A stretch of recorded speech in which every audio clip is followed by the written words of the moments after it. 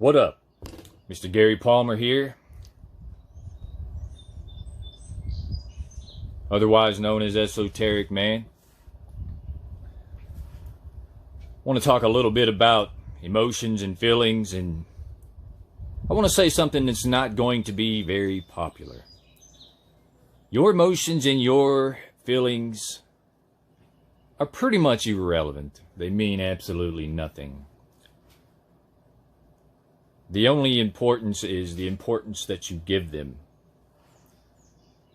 In all reality, think of all of your emotions as water.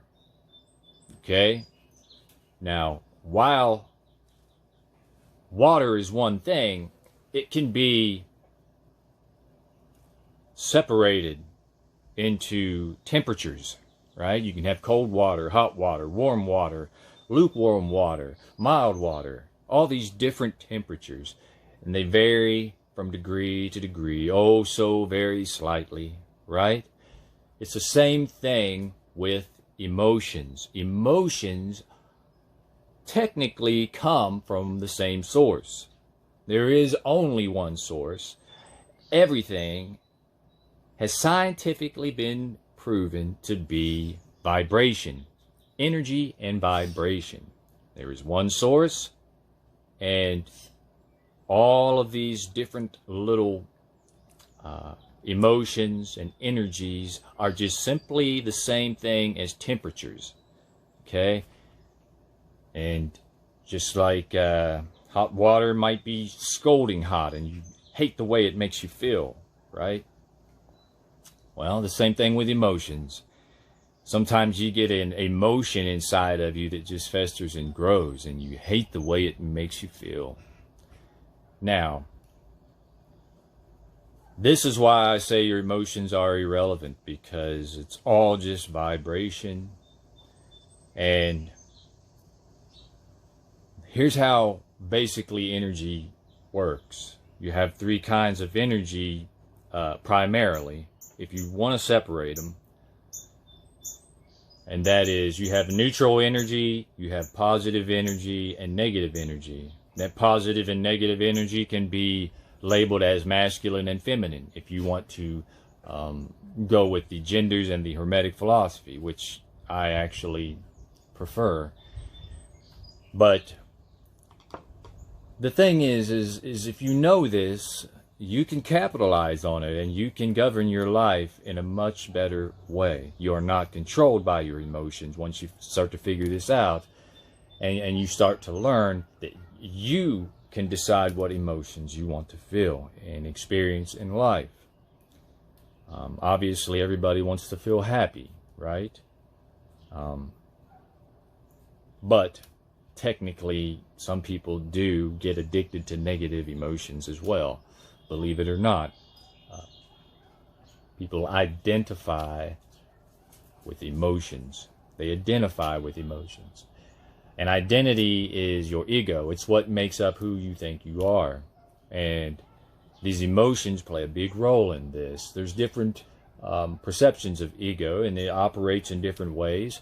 Some people think that their ego is composed of their belongings, their material belongings. Some people's egos are composed of the way that they feel. And that's how they determine their existence, is they identify with their feelings and not so much their material belongings. So it's different for everybody. I think that has a lot to do with the way you're raised and the things that you've been influenced with in your life, which is fine. It is what it is. But the goal is to know what is true and what's not true, at least to the best of our ability, right? That's the important thing, is that we know things according to the best of our ability, and because that's all we can go off of. We can't just say, oh well, nothing is true, or this one thing is true, whatever. We have a responsibility to seek out and to keep seeking and not stop and close our mind to other ideas and concepts, because our understanding really enhances our relationship with life and our experience from life. For example, I once heard KRS-One say,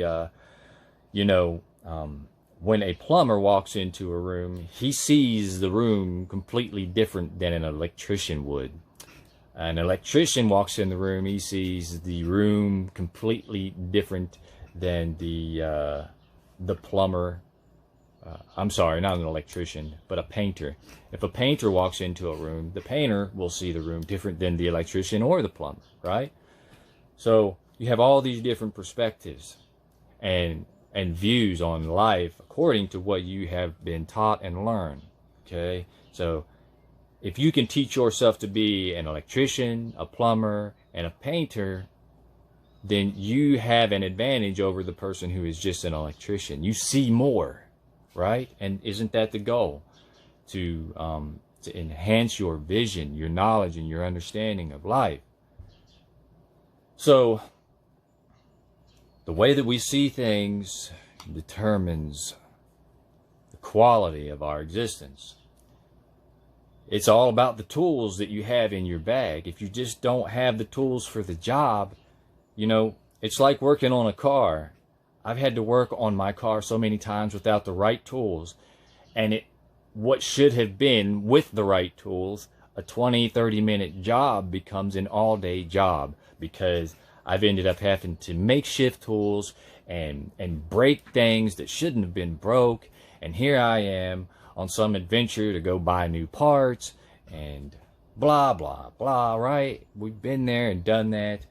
And we know in hindsight that if we would have just had this tool or that tool, or maybe even more knowledge, maybe if we would have watched some videos or read some material or asked somebody that's been there and done that.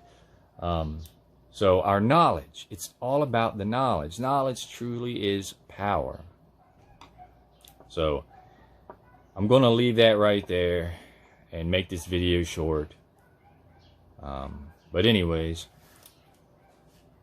I'm just encouraging everybody to open their minds and to embrace new information and to hear people out. If what they say doesn't make sense, or there's no logical explanation, no logical reasoning, that's fine. Just let it be. But at least it's there, and who knows, maybe you will hear something that doesn't make sense at one point in your life, and then in the future you hear it said a different way and it does make sense to you. So anyways, keep an open mind, and I'll talk to you next time.